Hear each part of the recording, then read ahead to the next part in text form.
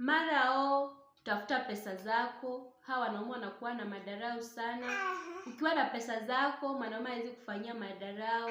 Nani alisema hata ukiwa na pesa mwanaume hawezi kufanyia madarau? Haya, ndio hiyo ushajipata kidogo.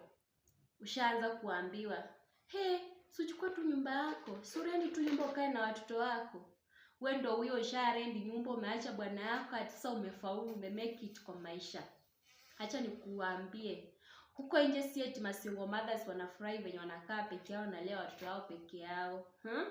Kuna tu kale ka challenge wanapitia, wanasema I wish I knew.